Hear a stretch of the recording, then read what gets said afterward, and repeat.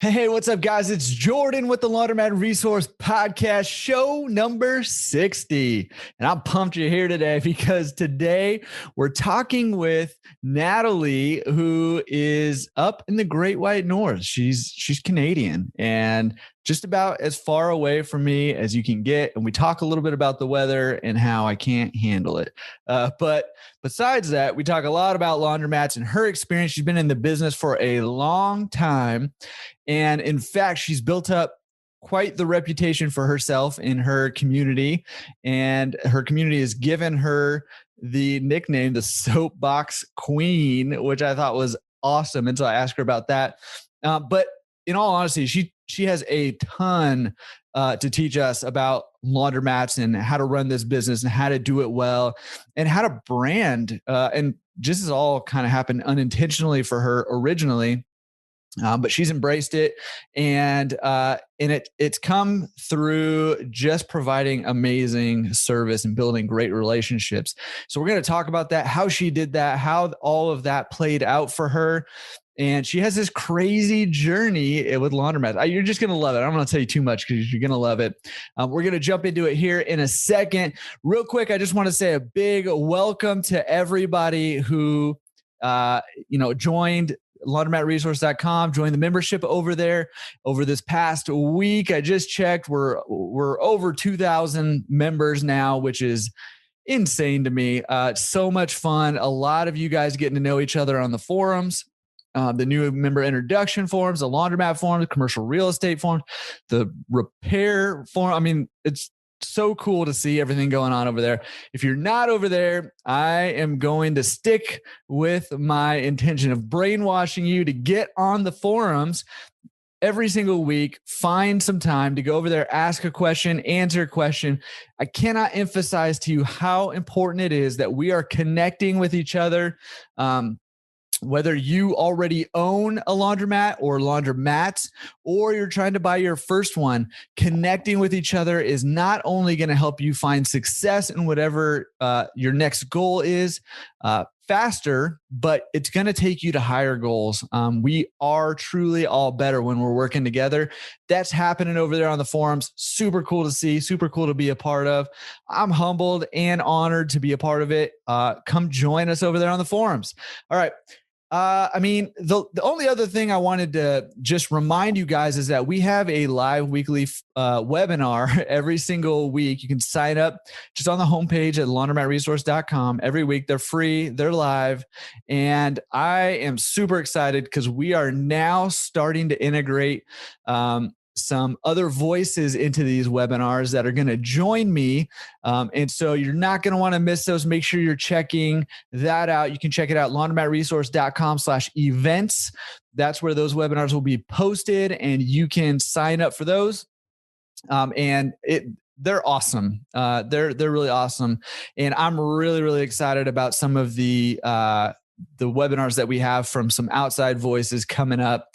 You'll be hearing about those as we go along, but go check those out, laundromatresource.com/events. You can find that link and every other link from this episode at laundromatresource.com/show60. Show 60. Super, super, super excited that we made it to 60. I think I've already reminisced about this at one point, some other landmark, maybe 50 or something. But I remember when I was super excited to hit show 8, because show 8, there's some stat out there that may or may not be true, but I read it and it was on the internet, so it must be true, that most podcasts don't make it past 8 episodes. And I remember celebrating that. And now here we are celebrating 60. So huge thank you to you guys. And to all the guests that have come on, just again, truly, truly an honor. I've learned a ton. I hope you guys have learned a ton and that you're reaching out to these guests who are, for the most part, willing to chat with you guys. So if you connect with guests, you connect with Nathalie today or past guests, reach out to them. They'd love to help you wherever you're at in your journey. And let's jump into it with Nathalie right after this. All right, guys, today's episode is brought to you by Atmosphere TV. You may remember back in episode 34 when Atmosphere TV's Mike Kelly joined me on the podcast. It was an epic episode. If you haven't listened to it, show 34, laundromatresource.com/show 34. Go check it out. It's incredible. A ton of value there. One of the things we talked about is just the importance of creating a good, positive atmosphere in your laundromat. And I was just rereading the book by Simon Sinek, Start With Why.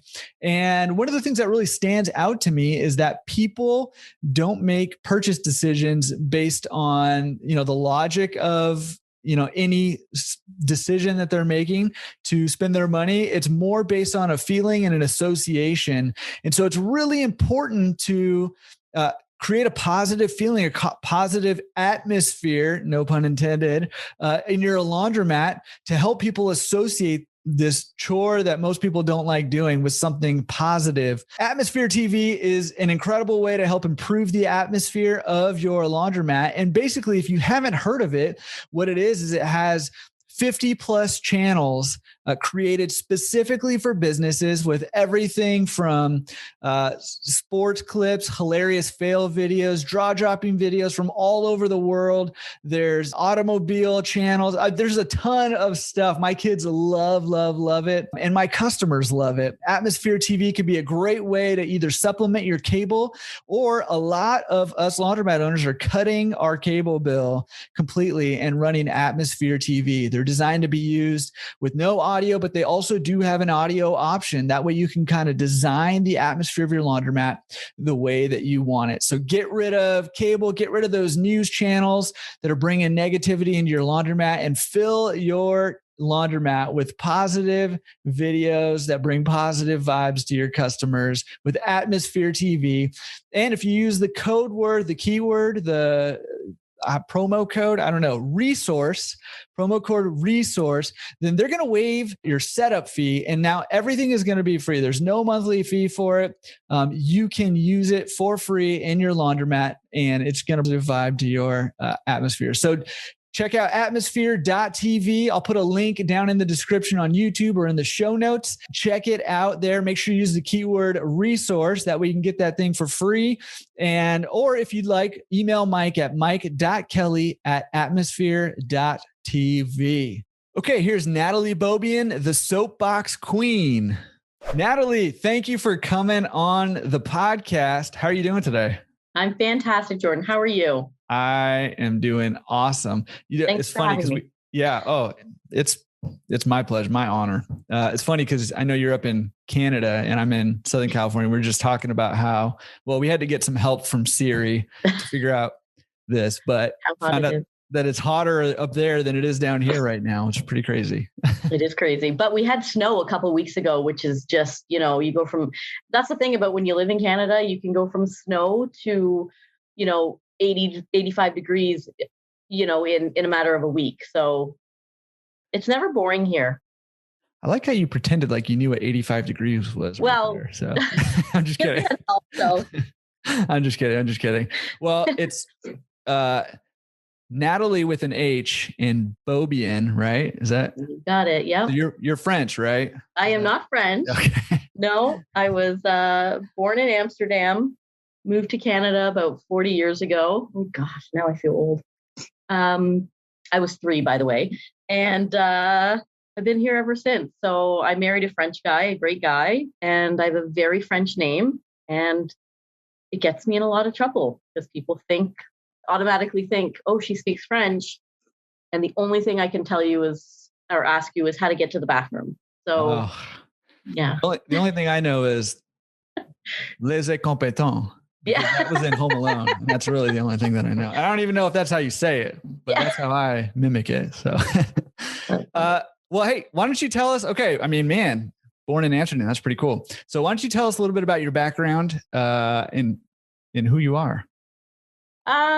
So like I said, I moved here when I was 3. We did a lot of moving, had to learn to adapt, had to learn how to make new friends, finally settled sort of north of Newmarket or sort of north of Toronto.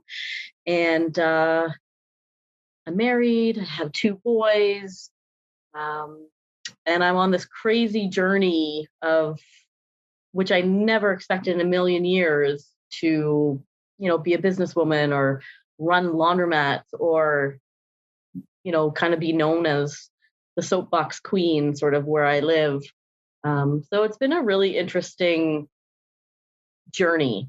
I spent time in school doing work, um, working with kids with special needs. I've sort of been all over the place, but I've focused the last 14 years predominantly on learning about laundromats, which again, in a million years, I never thought I would say.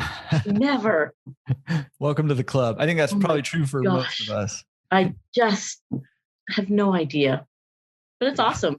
Pretty awesome. It is weird how life kind of takes you in weird directions sometimes. Right? Well, okay. So how did it happen? How did you get into if you haven't been planning this since you moved to Canada when you were 3? No. Like I went to university. I started a career with the local school board working with kids with special needs. And I was happy doing it. I, had my own kids. I worked.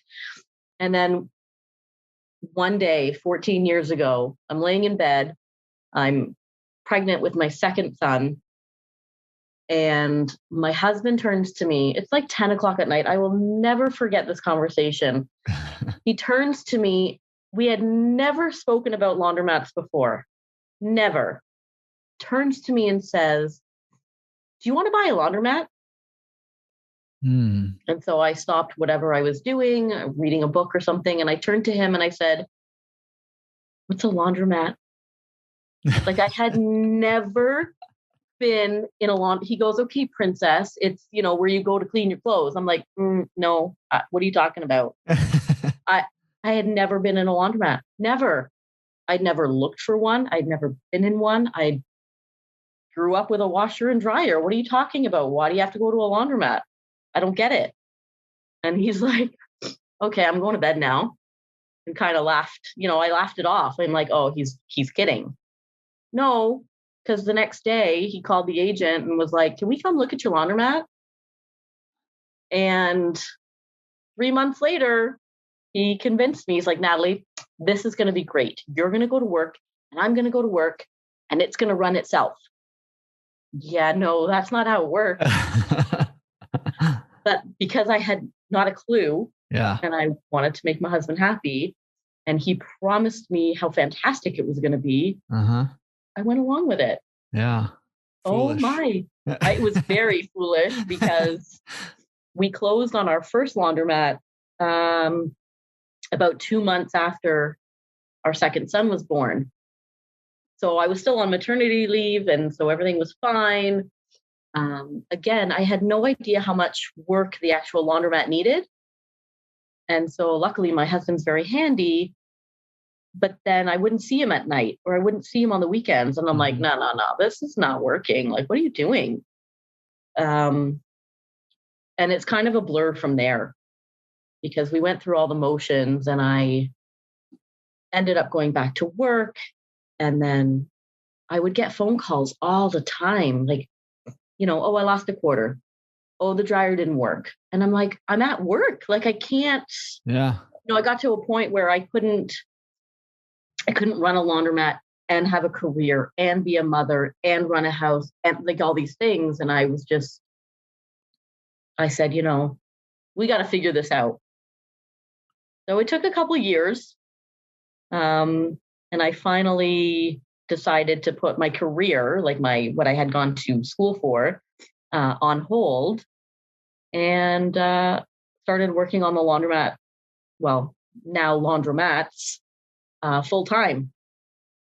All right, well, hold on. I want to back you up for a second. Sorry, I know I'm kind of all over the place. No, you're not. You're going straight line. You're right on. But I want to go back to this conversation that you had in the middle of the night. Like, okay, you guys had never talked about that and you laughed it off.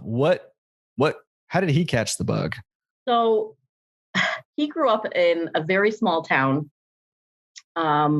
near, I guess the closest big city would be Windsor, Ontario. And I didn't know this, even though we were married, it never came up in conversation that his father had a laundromat. So although he wasn't like my husband wasn't well versed, he knew enough about machines. He knew the basics of running a laundromat. Besides, he had gone to school for mechanical engineering, and he is very handy. He knows how to fix almost anything. He had sort of been in that world as a kid, but I didn't know that. And we had never had this conversation. So I really thought he was joking when he asked me. And again, I when I tell people, they always laugh. They're like, "Ha ha, what's a laundromat?" No, you have no idea. Like I guess I lived a fairly privileged life. I stayed home when I went to university, so I didn't need to go to a laundromat. I had my parents' washing machine. And when I moved into my own home, I had a washing machine. So I was so oblivious to what it was, what the world of laundry was. Yeah. And then we jumped in. Yeah. I think a lot of people kind of get in that way where you're just like, you've never used one yourself and you just kind of jump into it and figure out there's a whole different part of life that you're just not familiar with. No, not at all. What kind of condition was the laundromat in when you bought it? So our first one wasn't bad in terms of location. It had been there for for many years. The machines weren't bad, but the owner hadn't been. It wasn't attended, and the owner sort of, he came to collect money, and then that was it. Mm-hmm. There was a phone number you could call if you had an issue. You had to leave a message. So the owner wasn't very involved, which I don't personally agree with. I think as an owner, you either need to be there yourself or you need to have a competent staff member on site. Doesn't have to be full-time necessarily, but you need somebody there that client or customers coming in can see. And if they need some help, that someone's there to help them. So it wasn't in bad condition. It was just getting used to how the machines worked, what needed to be replaced, what needed tweaking, things like that. And that all takes time. Mm-hmm. So that's our first location. And then a couple of years later, he does the same thing to me. He's like, well, there's another laundromat in town. And I'm like, oh, no, you're kidding me, right? Like, well, how did he get... okay. So, I mean, you talked about how it was a tough go early on. I mean, you had just had a baby, you had just bought your first business, you were working, and it was, I mean, it sounds like it was pretty tough. He was working on machines at nights and weekends. Yeah. How long was that going on for, first of all? That went on for at least a couple of years. Yeah. A couple of years. And he works full time and he still does outside of the laundromat. Mm-hmm. So that was a couple of years, and I got through it. I would call him a lot crying, like, what am I going to do? I wasn't able to. 14 years later, I'm able to do a whole gamut of things. But at the beginning, I was like, what do I do? What do I tell this person? How do I handle this? And he tried his best to help me over the phone, but I was the one getting the phone calls, right? I was the one dealing with all of this. Plus, oh, by the way, you have to pick up the kids at 3:00. And oh, by the way, dinner has to get ready and this, that, and the other. So it was a couple of years of just trying to figure it all out without a lot of, there wasn't really anywhere to turn for help or support. So it was like, here, good luck. See you later. Yeah. I mean, you and I can really relate with you because we both got bamboozled a little bit. Because when I bought my laundromat, it was my wife's idea to do it. And then somehow I inherited all the responsibility for that laundromat. And I had just given birth to a child. No, I'm just kidding. Yeah, I mean, but that's tough, right? I was like, he was the one who wanted to buy a laundromat, and here you are taking all the calls. And, so I empathize with that. So we'll get to that conversation after, because I mean, luckily we are still married. Yeah. Okay, good. Survived. But, there was a point in time where I said, we got to pick one or the other. Yeah. So, but that's later on in the story. Yeah, we've had those conversations too. So, I mean, especially early on, when we were losing all kinds of money at the same time with ours, and hopefully yours wasn't like that. But okay, so how long before you stopped your full-time job? How long did that take? So actually, after I went back to work, I actually went back part-time. Okay. Which was great because I would work in the morning and I would be able to take care of any issues in the afternoon, except there were still issues happening in the morning. So I was still being called. Yeah. And things were still happening. So it took another couple of years where I finally said, you know what, I need to take a leave of absence to see if I can make this, what I want it to be, or as successful as I want it and think it can be. Yeah. So I actually took a leave of absence, luckily working for the school board. They granted it. So I had a whole year off where my kids were in school. And so I could spend a good chunk of my day figuring things out, really focusing on customer service, on growing my wash and fold, on learning how to maintain machines, things like that. The everyday tasks that are required of a laundromat. And then that year turned into a second year of a leave of absence, which they granted. I wanted sort of a backup plan. So if it didn't work, I had something to go back to. Mm-hmm. And then finally, after the second year, they said, you need to make a decision. And I said, you know what, it's going fairly well. Things are getting way, much better. So I actually ended up leaving my position with the school board and giving up, my benefits and my pension and my things like that. And I haven't regretted that decision at all. Mm. As much as I love working with kids, this is a really interesting, different, exciting world. Yeah. Yeah, it really is. Okay. So I'm curious. It sounds like you were still kind of a little bit in the thick of it when, your husband comes up with a round 2 idea. A round 2. Oh, yes. How did that conversation go? And what was I'm assuming he found a good deal, or what he thought was a good deal, at least. You know what? It was a really good deal. Okay. The laundromat was, it was a small location. It's only about 1,100 square feet, but it was run down. It was really, really run down. It needed new machines. It needed, paint, floor, all of that stuff. The owner was completely absent and just wanted to get rid of it. So we got a really good deal. And so again, I went along with it. Like I just, what's 2 when you've already got 1, right? That's right. You might as well have 10. You got 1. Just keep going. Right? Why not? So, and it sounds great. Like on paper and in theory, it sounds great. Oh, we're going to have 2 locations, it's almost going to be like a brand. It's going to be fantastic. Mm-hmm. You're a multi-store owner. It's beautiful. Right? Yeah. And we cleaned that one up and we got new machines, and it's been running fairly well. So I certainly can't complain. And then he did it again. Can we just acknowledge that your husband has a problem here? He does. I think he's a little addicted to buying laundromats. Yeah. And don't worry, he still goes to work full time every single day. Yeah. It's kind of like tattoos, right? Like once you get one, I don't have any, but I hear. Oh, that's a whole other conversation, Jordan. Yeah.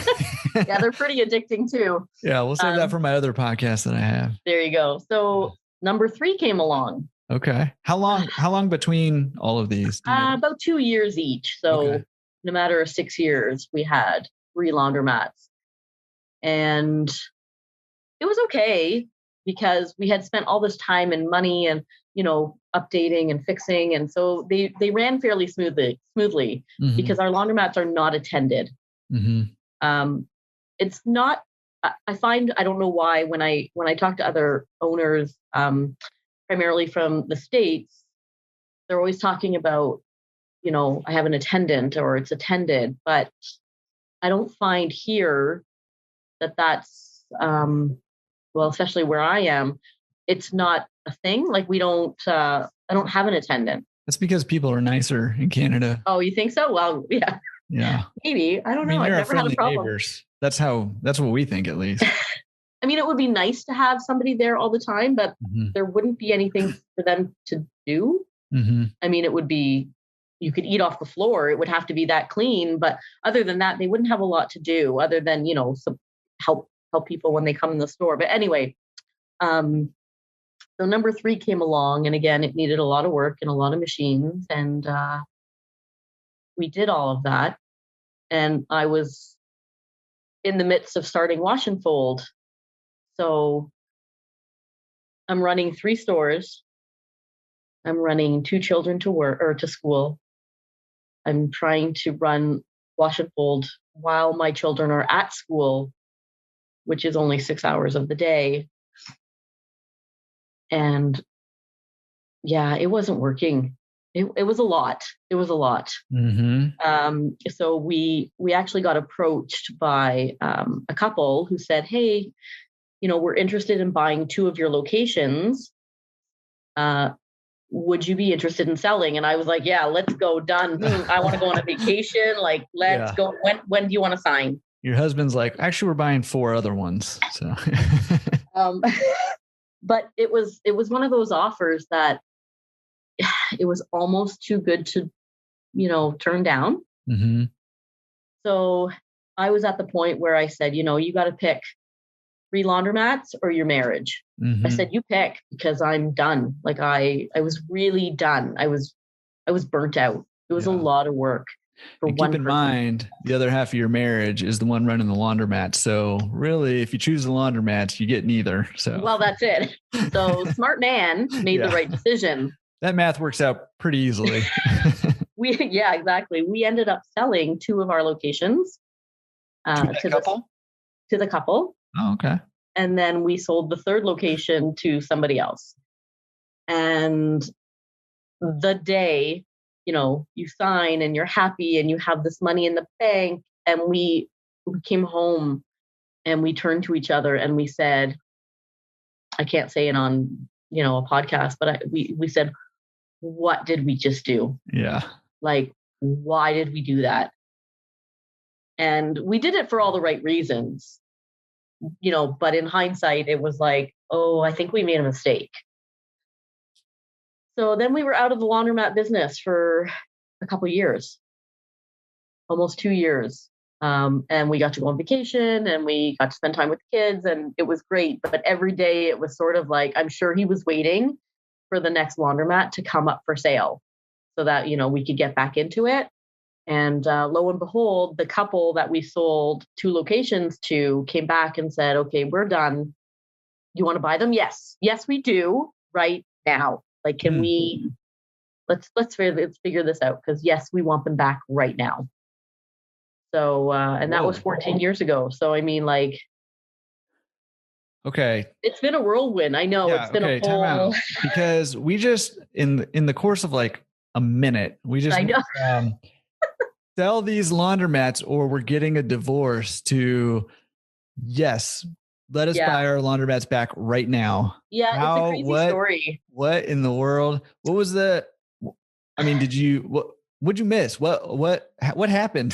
So I think what happened was all the time that we spent on these 3 laundromats, we didn't go away for the weekend. We didn't have, a vacation. We didn't have any time to do anything but be with our kids or be at the laundromat. Like there was no downtime. It was one or the other. And I was burnt. I was done. Yeah. Like I couldn't keep doing and getting these phone calls, because every time my phone would ring, 9 times out of 10, it was an issue and I had to deal with the issue. So my husband didn't really understand, why I was so frustrated, why I was getting so beat down by this business. And then obviously we sold, and we knew right away, as difficult as the laundry world is, it was worth all of the sacrifice and all of the, time and effort that you spend at the laundromat. So What made it worth it? Um, I mean, the independence for sure, making your own schedule, working for yourself, Mm-hmm. um, getting to know your customers, majority of my customers I know by name. Mm-hmm. They come into the store. Hey, Bill, how's it going? Hey, Susan, how's it going? Right. Um, and so I think as soon as we signed them away, we knew we kind of had lost that freedom, so to speak, of because they were making money. Mm-hmm. We weren't getting rich by any means, but they were making money. Um, so I think we knew we had made a mistake. And so when we had the opportunity to buy them back, we're like, yep, let's go. Let's do it again. Let's get into this crazy laundry world again and see what happens. Jump back in. Oh my gosh. So it's been great. It's been really, really great. Well, I'm curious. I mean, because you were burnt out, right? So did anything change the second time around? Did you do things any differently, or did you just you've been refreshed? Yeah. You're kind of ready to go again. You just kind of kept things going. Yeah. I think, having 2 years off and having a chance to just relax a little bit. Our kids were just a little, that little bit older. Yeah, that helps. So it was a little bit easier. And just knowing what we were going to get into, right? It wasn't like, here's a store and good luck. We knew the ins and outs. So we were comfortable going in. It wasn't a big surprise. It wasn't going into this new business that we didn't know about. So we just decided, why not get back into it, see what happens. And it's like, at least the second time around, I know it seems kind of odd that you'd buy all these and then sell them and then get them back. But I think everything happens for a reason. Yeah. And I think it was a good thing, especially for our marriage and our kids, that we did it the way that we did it. And your mental health? Absolutely. Yeah. Absolutely. I still, even now I'm like, oh gosh, the phone's ringing. But now I know how to handle issues, right? I feel more confident. So it's a good thing. Yeah. When you first buy your laundromat and you get phone calls, I remember dreading, should I even pick it up? I'm just scared because I don't know what the problem's going to be. And I don't know if I'll know what to do about it. Right. When I first bought it, and because it is scary, but you figure stuff out along the way and then you start feeling comfortable with it. And then, for my first one was unattended. I mean, still unattended, my first one, but I'm a lot more comfortable saying, hey, fill out an out of order sign and I'll get you a refund. Whereas early on, I was like, okay, I'll come out there and give you your $3 refund or whatever. And it's 45-minute drive for me. Right. Oh gosh. Yeah. Yeah. So, no. But you learn, those are the things you learn, right? And sometimes, and I was an idiot also, but I was inexperienced. Let's put it that way. You weren't an idiot. I really was. I was inexperienced and I was ignorant, and I learned a lot of valuable but expensive and tough lessons. I think one of the problems, sorry to interrupt you, I think one of the problems that some people get into is they think that laundromats are just a cash grab, like that they're going to sit at home and the money's just going to roll in, and that it's cash and that it's, it's this easy thing to do. And it's not like that, unfortunately. I mean, as much as I wish it was, it's not like that. There's actually some effort you need to put in, and you want to be successful and you want to make money. So you're going to have to, actually work at it. Yeah. I think the relative simplicity of it gets confused with it being easy. Yeah. Right. And simple and easy are not necessarily related. Right. And so, laundromats are relatively simple. Well, they can be sophisticated too. Depends on how you run it. Sure. But the majority of laundromats are relatively simple businesses. But that doesn't mean that they're easy, and especially your first go around. Right. So absolutely. How long ago was it that you bought your 2 laundromats for the second time? So about 7 years ago. Okay. So usually when I talk, I say, oh, we've had them for 14 years because, there's no point in, if I'm just talking to somebody off the street, they don't need to know we had 3, we sold them, we, bought them back, things like that. So it's been a good 7 years now. Yeah. Since we have them again. Why did out of curiosity, maybe you don't know, but why did the couple want to sell them back to you? It was too much work. Yeah. It was too much work. Yeah. They really honestly thought it was going to be very easy and that they would just have to go collect money once a week and then that was it. Yeah. And they fully, admitted that to us. Mm-hmm. So, well, that's a message that's been preached about our industry for a long time, right? And changing that perception of it, it's going to take a little time. And that was, a while ago too. So it makes sense. Okay. So you mentioned earlier, I want to talk about the last 7 years here too, but you mentioned earlier that you were spending some of your early times growing your wash and fold service. Right. Can you tell me a little bit about the wash and fold and how you were trying to grow it? And so, if buying laundromats wasn't enough, I had never even considered doing other people's laundry. Right. And then, as we built our business, as we got our name out there, as we got into the community, people started calling me. We had business cards at the store. So if people needed, if they had an issue, they could call. And we had a website. But people started calling me and asking me to do their laundry. And we talked to my husband and I'm like, well, if I can do my own laundry, then why can't I do somebody else's laundry? Yeah. So it started off very, very slowly, like completely word of mouth. It wasn't something that I was looking to get into, to be completely honest. I had never heard of it. I had never talked to anybody, because all these years ago, 14 years ago when we bought them initially, we didn't have Facebook. I didn't have anybody to talk to run ideas past. I never thought about a business coach. I never thought about reading books about, being in this industry. So I thought, well, this is weird that people want me to do their laundry, but sure, if they're going to pay me, I might as well. I've got all these machines available. Mm-hmm. No problem.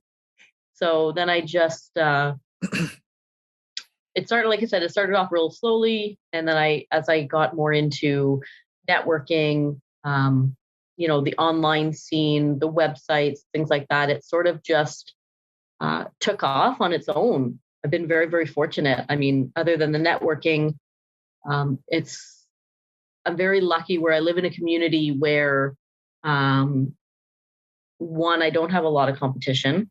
Mm-hmm. I don't. But I also have made a name for myself in terms of customer service, quality of our work, that people trust and that they talk about. So what started off as a very small, maybe 2 clients every other day, has turned into, a full-time plus for me. And it's been fantastic. Like I'm really, really enjoying it. I'm able to help people, give them their time back. I'm able to spend time at my own store, so I can support my, the customers that come in there. And it doesn't hurt that I get to, make money and work on my own at my own schedule. If my kids need to go to the dentist, I stop working at 2:30. I take them to the dentist. I bring them home, and I can go back to work. So I'm not bound by certain hours, which is great. Yeah, Part of the reason I love it. Are you running wash and fold just out of? Do you still have the 2? So we have the 2 locations. Okay. One is about 2,000 square feet. The other one's about 1,100. So obviously the bigger one is where I run it out of. Only because, if clients come in there and they want to use the machines, there's more options. Right. I don't want to take away from anybody coming in to do self-serve. Mm-hmm. How far apart are the 2 laundromats? 5 minutes. Oh, so they're close. They're very close.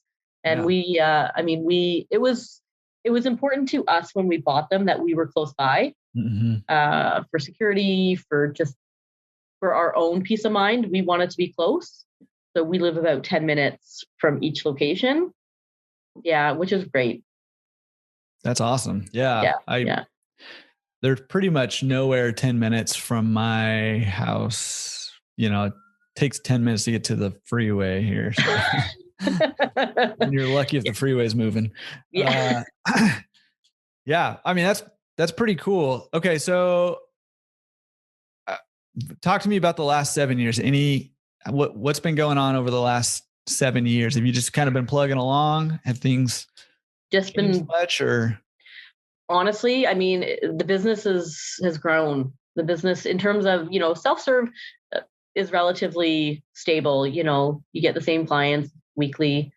But it's the wash and fold that's really sort of taken off and been great. It's opened a lot of doors. I've met a lot of great people through networking. It's just been a really, I know it sounds almost, been a really cool experience, to be able to grow my own business, and people are calling me because, well, their friend told them, or they read the reviews on the website, or, they just don't have time. And, the daily thanks I get for just taking this task off of their hands, is awesome, because I know how hard it is to be, a working mom, or, a busy professional, or, I have lots of clients who are massage therapists and things like that, and they'd rather be working than spending time doing laundry. So the last 7 years has been spent primarily on upgrading the stores, making sure we have, great, efficient, well running machines. And then as well as just building wash and fold, getting out there, making phone calls, making connections. Yeah. So are you, I mean, that's awesome. That it is cool. It's a cool feeling to see the effort and the time and the blood, sweat, and tears and the nearly marriage that you've put into, a business. And a lot of times you can do that for a long time without seeing a lot of payoff. And then you sell it and then you buy it back. Right. I mean, this is just a common story that I hear all the time. But seriously, like just seeing the fruits of your labor, and it's working and you're doing something good. And it sounds like you're building a bit of a personal brand, which I want to ask you about in a second. Yeah. But real quick, are you running the business, the Fluff and Fold, on your own? Is it just you? Do you have help? How are you running it? No, great question. I knew from the start that I wanted to be very, very involved. I wanted this to be my business. I wanted to be the face and the person and behind the business. So it was really important to me to not just pass it off to somebody else. So I do have a staff. I have 2 staff members that work with me. I primarily do all of the pickups and the drop-offs. And then once I get back to the shop, I sort of oversee everything. But I let the girls, I have a fantastic staff, and I let them take care of it. Yeah. So they're doing the actual laundry. They're doing the majority of the laundry. Right. Yeah. Like I want to be the person that shows up at your house and you see me, dressed in the uniform, and that, you see the branded vehicle. It was important to me. Yeah. So when you say wash and fold, you mean drop off and pick up and delivery. Right. So again, when my husband had mentioned the idea of the laundromats, I was like, it was his idea. I know. No, and now I'm thankful for it. I really am. But my idea was, well, can't we just buy a convenience store? I'd rather be at a convenience store all day, right? Yeah. He's like, no, I don't want that. I don't want that. Okay, fine. Because again, I thought it was going to be easy. Right. And I'm sure to anyone who owns a convenience store, it's not easy. But compared to what we do, right? come on. Sorry, now I got off on a tangent and I'm like, where were we? What were we talking about? We're talking about pickup and delivery. Yeah, I didn't want to be stuck at the store all day. Right. So I didn't want to, when I started this business, I thought, well, I could get an attendant and have them sit there all day and hope that people bring in their laundry. Mm-hmm. But we're open from 6 a.m. until 10 p.m. Mm-hmm. So what if nobody comes in all day? I'm paying this person, to sit. So I just thought, let's do pickup and delivery. Mm-hmm. That way it's a little bit more controlled. We don't have somebody sitting there all day long. My pickups start as early as 7 or 8 in the morning. And then our turnaround time is less than 24 hours. So we're not playing any games here. We're picking it up, we're getting it done, and we're bringing it back to you. This is serious. It's a big deal. We're all busy and we all want things really quickly. Uh-huh. And my goal is to make you as a customer happy, right? So 24 hours to them is, so people are amazed. They're like, what are you talking about? I can get it back even on the same day sometimes. Mm-hmm. I'm like, yeah, don't worry about it. It'll be back before you go to bed that night. And they're just so thankful and appreciative. Yeah. What kind of radius do you service?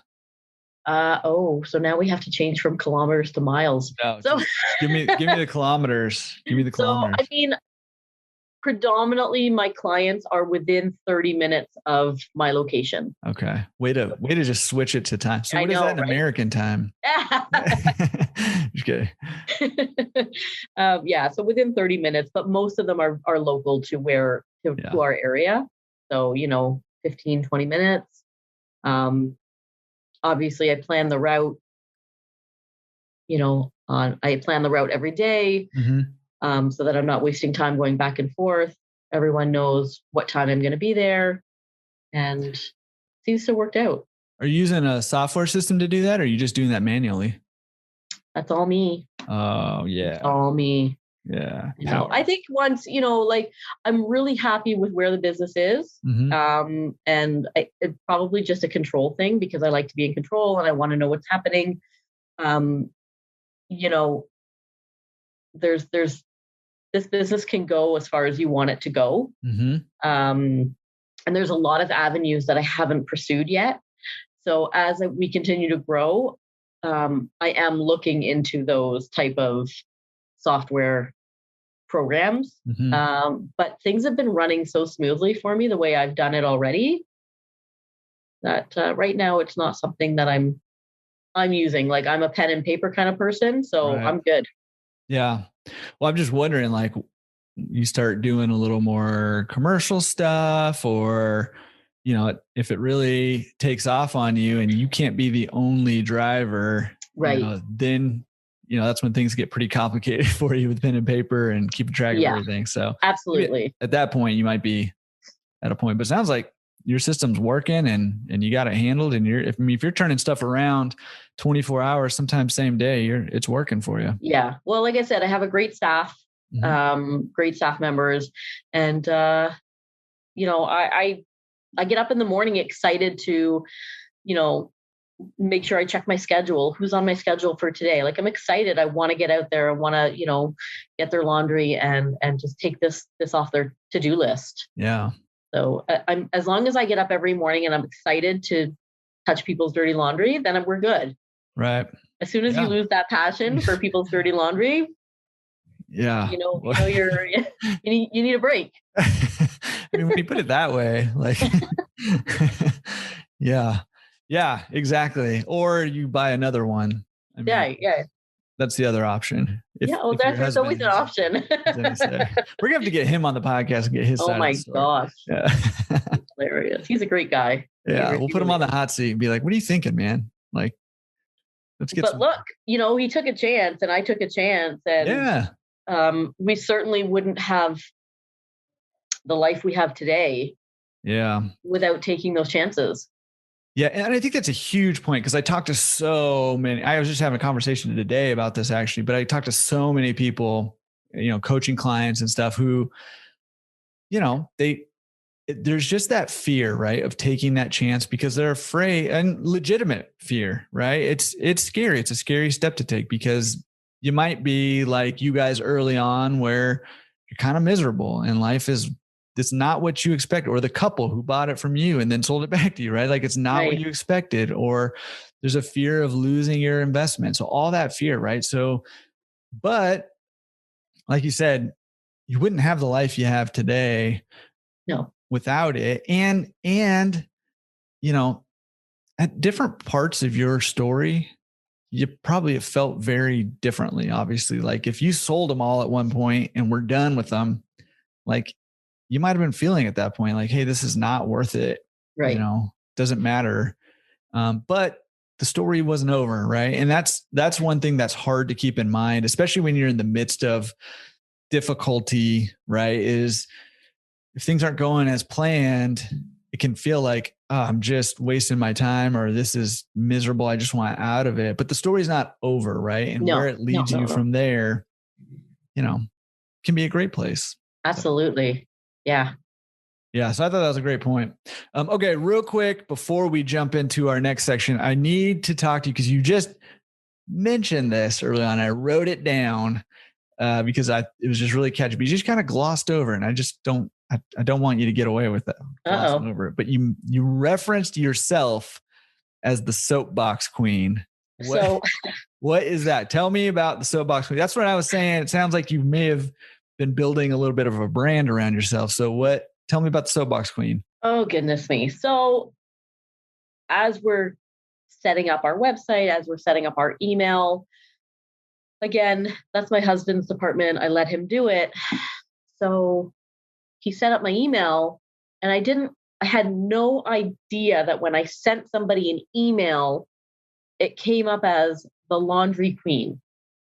Like I didn't know you could name it. I didn't know. I just thought, oh, it's going to come up as Soapbox, right? Our stores are called Soapbox. Uh-huh. So he had written Soapbox Laundry Queen. And so people were like, haha, that's funny. Like, I think that's great that you called yourself the Soapbox Queen. And I'm like, I didn't do anything. My husband did it, and you like it, so we're going to keep it. We're going to stick with it. So it's just kind of stuck, and online,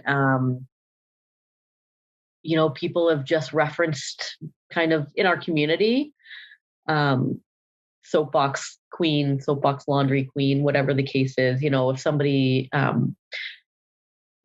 before, when we used to be able to go out and go to restaurants, and somebody would introduce me, to somebody at the table, they'd say, oh, this is Nathalie, the Soapbox lady, Soapbox Queen. She owns Soapbox Laundromat.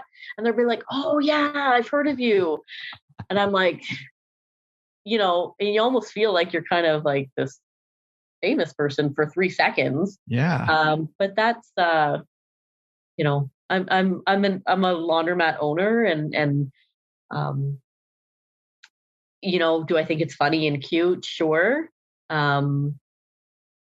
It's sort of gone with our branding a little bit. Like I certainly don't reference myself as that, but again, it comes up as my email. So, people get a kick out of it. So I've just kind of left it. Yeah. And why not? Yeah. I mean, first of all, it works with your brand. Second of all, I did not realize that I was going to have a minor laundromat celebrity on the podcast today. Only in Newmarket. So, up here in Canada, you don't even know where that is. So it's all good. Yeah, no, but seriously, that's pretty cool. And I really like that because, one of the things I found, okay, this is going to sound really ridiculous, and probably it will seem irrelevant, but I think it ties in. But like when I was in high school, I used to love Mountain Dew. I drink Mountain Dew like every day, which is horrible. I don't do sugar anymore. And just the thought of all the sugar I drank in high school and into college is, oh my gosh. But people started thinking whenever they thought Mountain Dew or they saw Mountain Dew something, they would think, oh, Jordan, because that's how bad things were. Right. Things were not good. Things weren't good. So I would get like, I don't know, like t-shirts. I have I have 2 sets of pajama bottoms that say Mountain Dew on them that people gave me. I just had a girl that I hadn't seen, I don't know, 10 years at least, Oh gosh. mailed me from across the state, mailed me a Mountain Dew cookbook just recently. And, so it's like stuff like that, right? Like, so it associates you with that thing. And I think that is genius branding, right? So when when people talk about laundry or soapbox, anything like that, and they think automatically of you, that's Right. great. That's great marketing and great branding, great business, for you. And then when that's associated with great customer service, high quality service, I mean, it's kind of a perfect storm of creating a minor laundromat celebrity is what I'm trying to get at. It was completely, unintentional. Like when I went into this business, I wasn't thinking about branding at all. I didn't honestly, I didn't go to school and take business courses. I didn't understand for many, many years, the importance of branding. It just didn't resonate. I didn't understand how important it was. Mm-hmm. And finally something clicked. But completely in terms of like the email, how it comes up as completely unintentional. I don't even think my husband really, I thought he was just, he thought he was just being cute and, oh, this sounds good. Might as well put, instead of Natalie, we'll just put the laundry queen. So, and it's kind of stuck. So it is, whether smart or not, completely unintentional. But now it's a good thing. It's worked itself out. Yeah. Well, I will be a little bit honest. And I was a little disappointed that you're not wearing a tiara. Oh, you know what? It's, I was just cleaning it. Actually. Being shined right now. Yeah. Okay. Well, hey, we have a section called Down to Business. Let's get down to business. Over and out. And that's just going to help us get to know these couple laundromats that you have bought and sold and rebought and are growing now. So tell us again, where are you located? Where are these laundromats located? They are located in Newmarket, Ontario. So we are 25 minutes north of Toronto. We have a population of about 100,000 people. Okay. And there's actually 5 laundromats in Newmarket. And I'm sure if my husband could own all 5 of them, he would, but he wouldn't be married to me. So we don't own them. We own 2 of them. Maybe he just needs more wives. I don't know. Well, no, it's not allowed. That's not allowed here. Yeah, here either. Okay. But we've made a great name for ourselves. We really, really have. I spent a lot of time online. So yeah, if you ever come to Newmarket, we'll show you around. I'm there pretty much every year. So I'm just kidding. I've only been to Vancouver, Canada. I don't think I've been anywhere else, which is pretty much America, I think. Well, it's on the West Coast. We're a little further east. Yeah. I've never been on the East Coast of Canada. So yeah, I know. Great spot. If you ever get here, happy to host you. Show around the mat. I would love to. Yeah, no, we love it here. We're close enough to the big city that if we want to go downtown, see a show, go to a concert, get to the airport, it's not far. But Newmarket's a great place to raise a family. Mm-hmm. Great community. So freeze and then burn all within a couple of weeks. Pretty much. Perfect. Okay. So you've been, we value honesty here at Laundromat Resource. How long have you been in the industry? I like to say 14 years. Right. But we don't want your lies. Okay.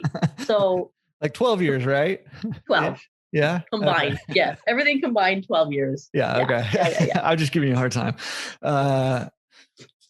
Okay. Tell me this, since I am 0% familiar with Newmarket, Canada, what does it cost to do laundry? Okay. That's a great question. Yeah. So both of our stores pretty much have the same machines. Mm-hmm.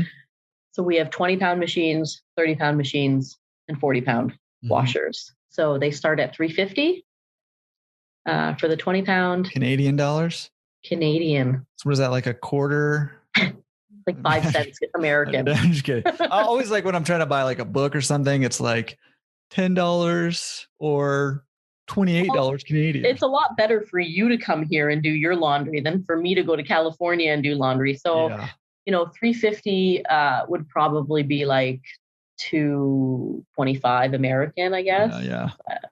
And then our 30-pound machines are $5.50, and our 40-pound machines are $6.75. Okay.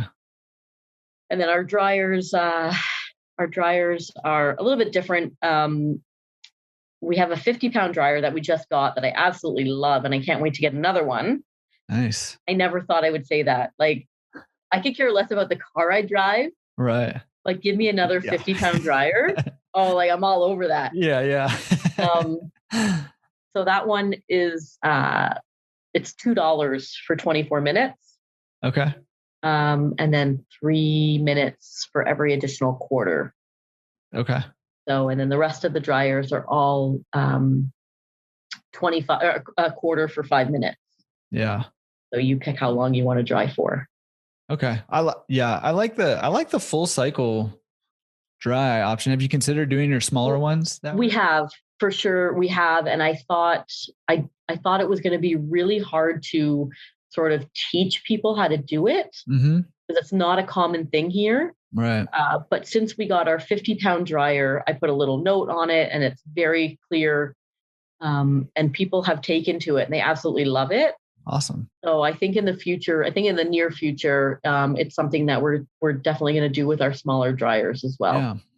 Yeah. I like that. I like that model. I've been contemplating that move for a little while, and I think it's probably time for me to just pull the trigger, but I just haven't yet. So you're right.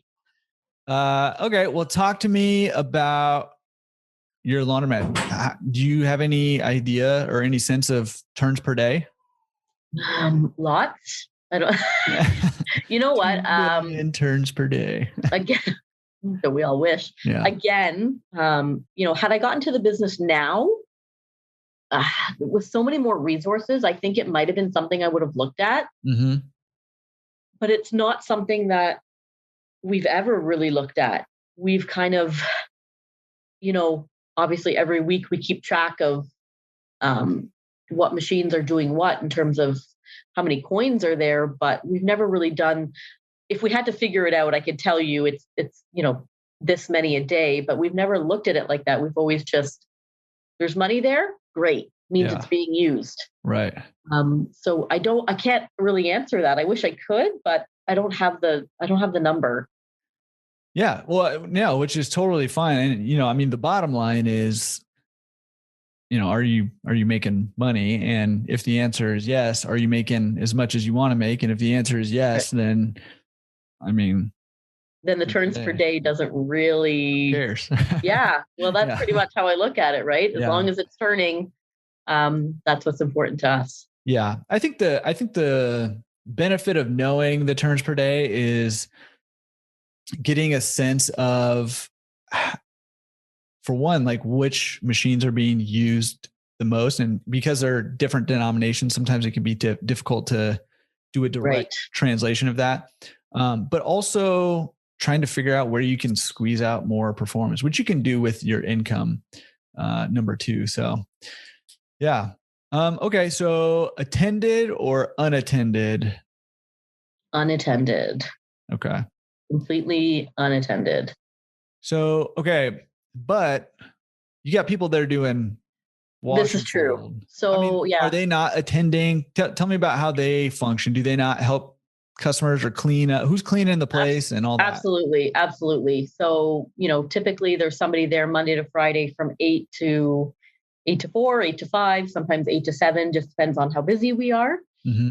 But absolutely, they're not just there for wash and fold. If somebody walks in and they need help, absolutely, customer service, they stop what they're doing and they go and assist the customer. Mm-hmm. They also, if there's time, they'll clean up, take out the garbage, do all the normal things that you would do at a business. But absolutely, they're there to obviously do wash and fold, but also help any customers that come in.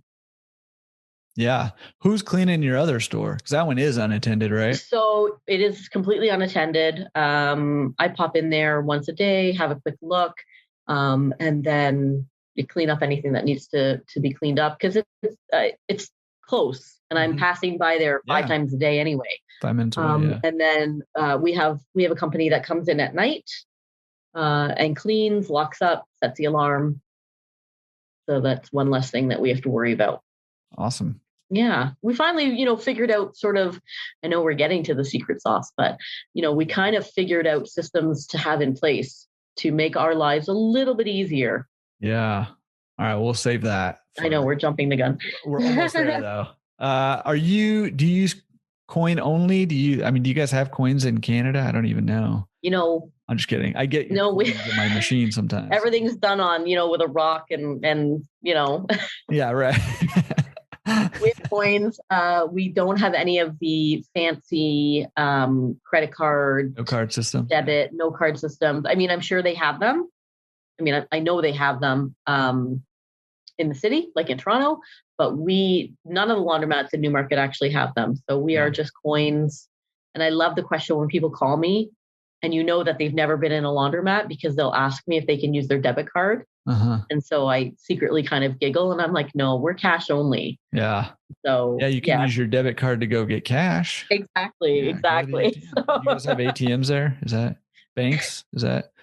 Yes. Yeah. You have any sense of, I know you love this business. So how much time are you putting into it? A lot. Every week? A lot. Yeah. Honestly, I personally, full-time plus hours. I would say easily 50 to 60 hours a week. And but I love doing it. Yeah. Like I love being there every day.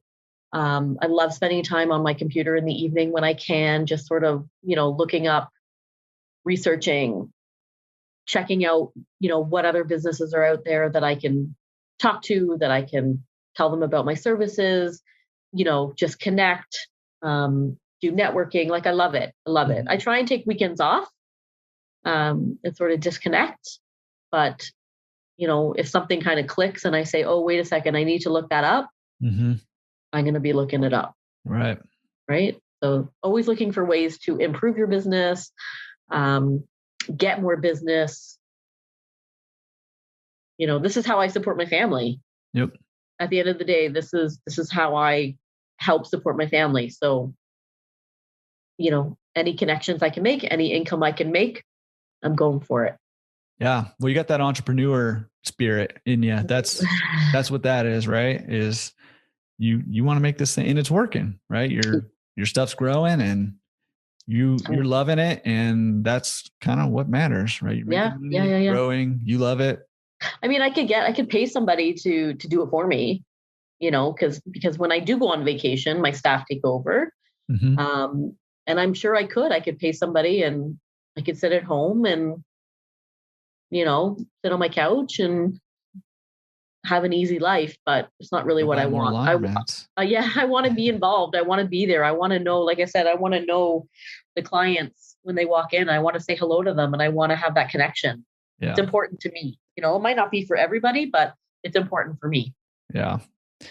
All right. Well, let's jump into the much anticipated secret sauce. Listen up. It's the secret sauce.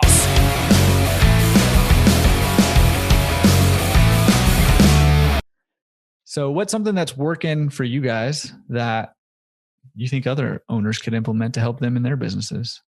You know what? Number one is excellent customer service.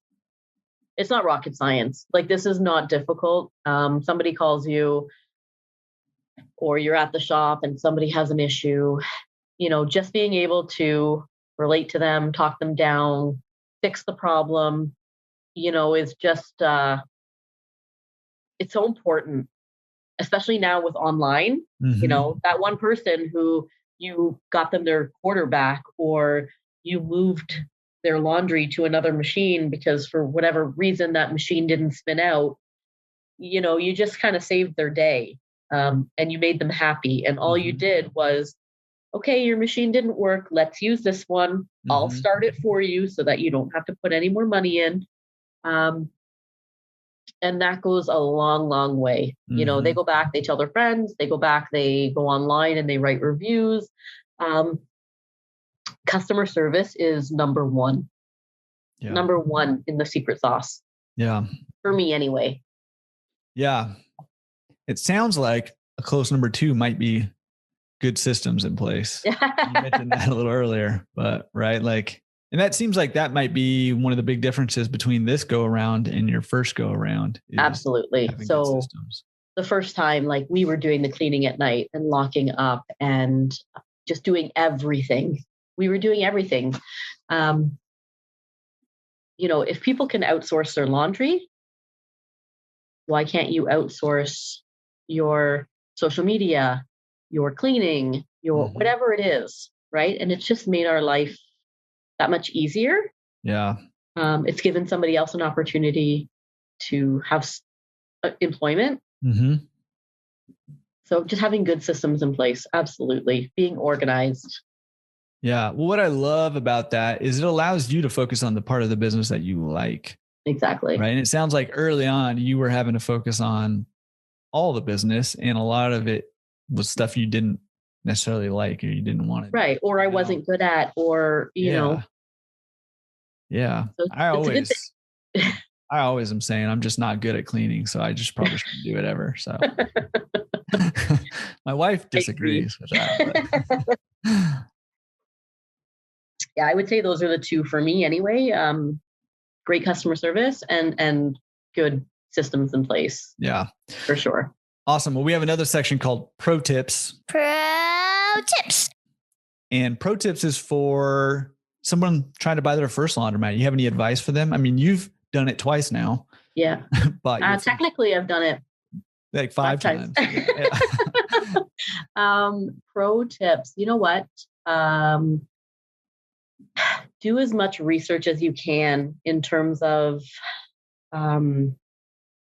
if you're able to talk to the owner, if you're able to, get information from them.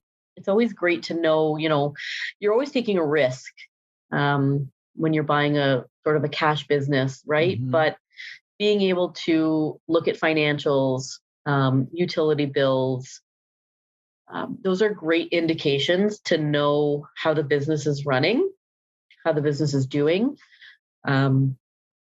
So if you're able to, my advice is talk to the owner, the current owner, if that's an option, and don't just take their word on what they're making. Because I could tell you, well, we make $800,000 a year, but I don't have any books to show you that.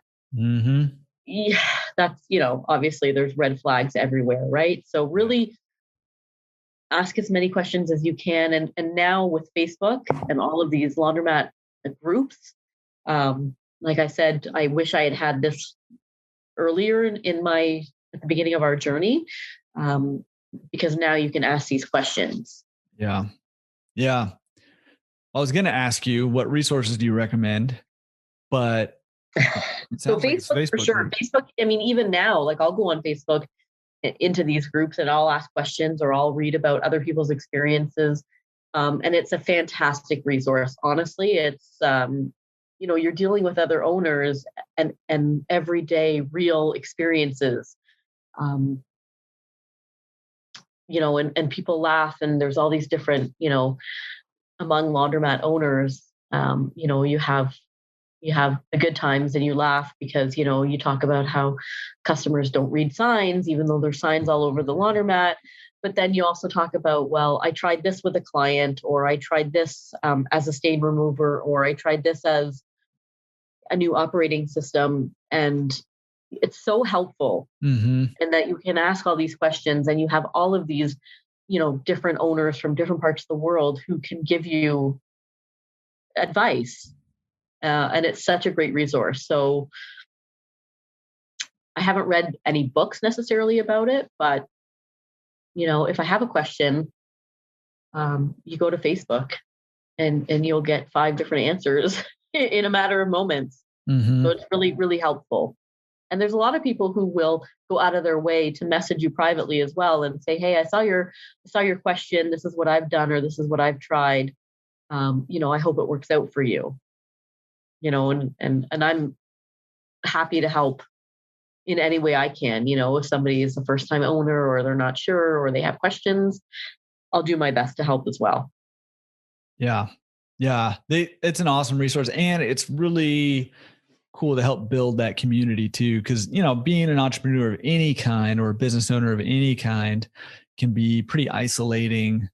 And you deal with things and struggles that not like average people don't deal with or struggle with. And as a laundromat owner, I mean, part of the reason some of these things are funny is because we have these weird common experiences that no one else ever has, right?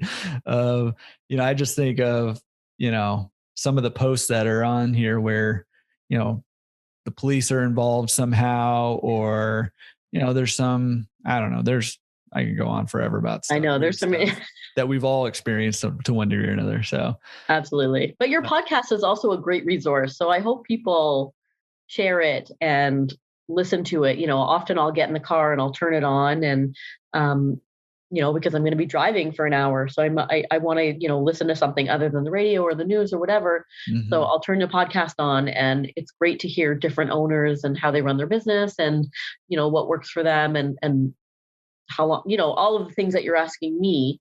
So your podcast is also a great resource, and they should really take advantage of that. Well, thank you. You're welcome. For that plug, and I will fax you a copy of the money that I would. Perfect. Say, but since you guys don't have real money up there, I don't know what else to do. Well, Nathalie, this has been awesome, and just your story is pretty cool. I loved hearing about. I mean, I didn't love hearing about your struggles early on, but I really did identify with those, and I felt those, and just kind of the drama in the middle of that. Like I've experienced similar stuff, and the stress it can put on you if you're not prepared in on your marriage or your family, your relationships with friends, if you're not prepared. So I really identify that with that. But what I love about it is obviously you had this unique journey where you sold them all and then you bought 2 of them back and all that, and you're growing it now. But what I love about it is that you guys didn't give up forever, and your story wasn't done when you sold all your laundromats. And Absolutely. Even if you didn't buy laundromats again, it still wouldn't be done, right? All of that is not for nothing. And I know a lot of different people listen to this podcast, some of which are laundromat owners who are in difficult times right now. So just a quick message to you guys is just hang in there. And even if, I just remember thinking, I'd read that stat that's like 95% of laundromats are success. And I'm like, well, geez, all these laundromats are successful, and I cannot figure out how to make this thing have money. Like, what does that say about me? Right. Or like, it was just very discouraging for me to hear that stat. Right. But you didn't give up. Right. Right. And that's, so it's just, and that's the point. And even if, there's no shame in like getting out of the laundromat business if it's eating away at you mentally. I mean, just like you did, and like you do what you got to do, but just realize that doesn't mean that you're a failure, and it's not the end of your story. And even if you don't go back and buy your laundromat again, it's still not the end of your story. And, as long as you use that to grow as a person in whatever your endeavors are, whether you keep your laundromats or not, then, it's beneficial, and it's just helping you grow to be a bigger and better person. Right. And it's just another step in like I call it a journey. It's not just, black and white. It's a continuation. And luckily for us, it worked out, and it was great. And it continues to be fantastic. So, even the hardships and the struggles, as difficult as it was, we went for round 2, and there was a reason we went for round 2. And, once we got all our ducks in a row, it definitely was a little bit easier. Yeah. Yeah. Last question I have for you is, if anybody wants to get a hold of you, maybe ask you some questions, maybe they can identify with your journey, or maybe they're afraid of your journey and, and want to talk to you about it. What's the best way they can contact you? Honestly, just they can shoot me an email. It's soapbox@bell.net. Okay. Make sure you address it to the laundry queen. No, I'm just kidding. She's not kidding. No, I'm not kidding, actually. I should have that in my signature at the bottom, but I just Yeah, have you my should. phone number. You should have a But t-shirt yeah, on no, right now that says Laundry Queen. it's in the wash. Oh, No, I'm with not your kidding. jar? Like it's Oh, you really have one. Okay. no, good. I do. I have like, branded shirts. They don't say laundry queen, but they say soapbox and all that We jazz. want Laundry Queen shirts. Those might be the next ones. I will put a link in the description where you can order a Laundry Queen shirt if you would like one. Yes, my merch is going to be for sale soon. That's right. Actually, people have asked me, funny enough, and I'm like, oh, I don't know. Yeah. But why not, right? Why So not? yeah, soapbox@bell.net. Okay. If they have any questions, I'm happy to. It might take me a day or so, but I'll do my best, Yeah. I'll do my best. Yeah. Awesome. So I'll have that email address and links to a couple of the good Facebook groups that I know of. I'll put those in the show notes. Or if you're on YouTube, they'll be down below in the description. So Nathalie, thank you so much. This has been awesome. It has Just been. having Thank a you very much. conversation with you. Hearing your story, hearing the wisdom that you've gained over the last 12 years of owning a laundromat. Well, we just say 12 plus. 12 plus years. Yeah. 14-year span with a 2-year gap. Just a lot to say. But anyways, thank you for coming on. Really, really appreciate it. Huge honor and privilege for me.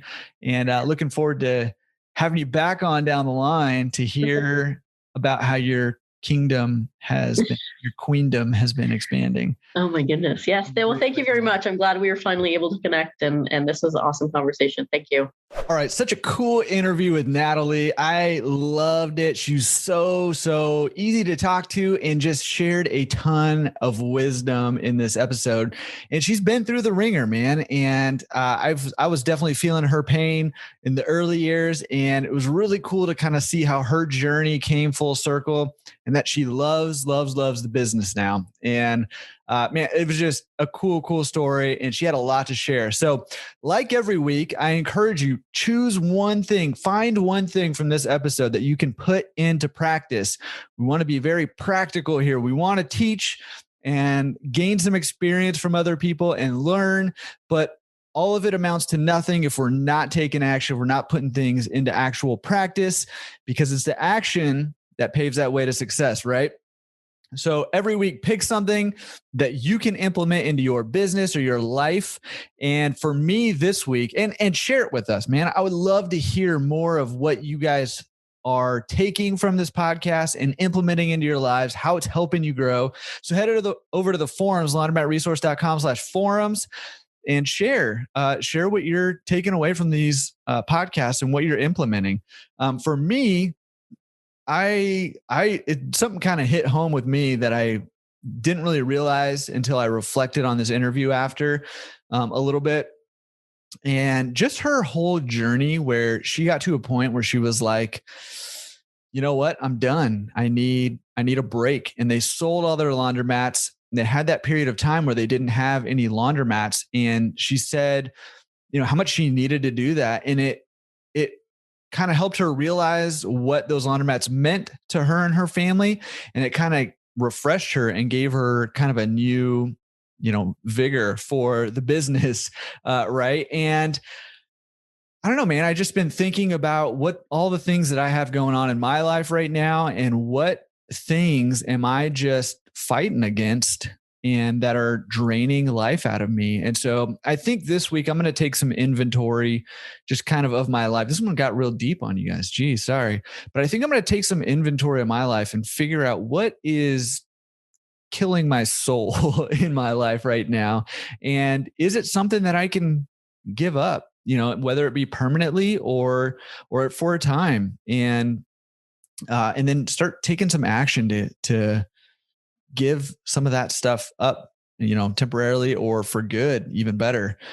So I love the courage it took to do that and then to get back into it. And I think that more of us need that courage to just give ourselves permission. Like, man, we're overwhelmed, or I just feel, drained by my business or by, a friendship I have, or, whatever the case may be, a chore that you hate, like laundry. But seriously, whatever it might be. And it's hard to give yourself permission to just stop doing that stuff sometimes. But sometimes that's the best thing for us. And it's necessary to help us get to the next level of where we're trying to get. And I know for me, I don't like putting on the brakes and I don't like going in reverse. And I was trying to sort of empathize with her and feel like, man, would I be going backwards if I stepped away from my businesses, in her shoes? And, it's just interesting to hear her story about how she kind of did. She put it in park and then got back into it a couple of years later, and now is growing that business, is loving that business. And it was probably one of the best things she could have done in that situation. So anyways, all of that to say, I'm taking stock of life right now, and I'm getting ready to cut some of the fat and get rid of it. You know what I'm saying? So I'd love to hear what you are taking away from this episode. And again, there's something to learn from every episode, I think. But learning's only half the battle, right? That's what G.I. Joe said back in the day when I was watching G.I. Joe's, the cartoon. He said, knowing is half the battle, G.I. Joe, right? It's only half the battle. You got to put it into action. And I don't think that's where G.I. Joe was going, but that's where I'm going with it.